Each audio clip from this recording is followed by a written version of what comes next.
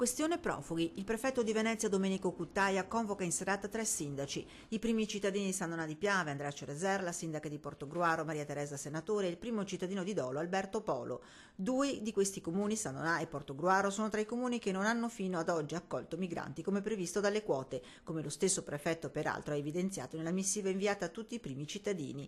Dolo invece sarebbe sotto quota, dei 15 previsti ne ha ospitati solo 8. Convocazione che giunge in concomitanza con la notizia dell'arrivo di un altro gruppo di migranti a cui trovare sistemazione, circa una quarantina. Verrà chiesto anche ad alcuni sindaci che ad oggi non hanno in qualche modo colloquiato di capire se ci sono anche strutture del privato sociale o magari in alcuni casi anche un appartamento con 4 posti per i comuni più piccoli.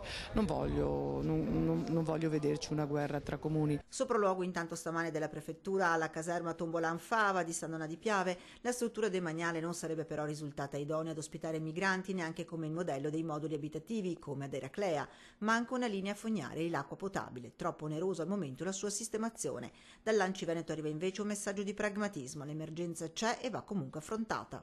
Credo che tutti i sindaci, anche quelli più un po' restii, si rendano anche conto che forse piuttosto che di avere delle persone che vanno in giro a casaccio, fosse il caso di cominciare a gestirla una cosa che è più grande dei sindaci, che è più grande anche dei prefetti e che però non si sta fermando. Dal canto suo il comune capoluogo di regione Venezia, attraverso il suo primo cittadino Luigi Brugnaro, fa sapere che ha ritirato la disponibilità ad ospitare migranti inizialmente data dal commissario prefettizio.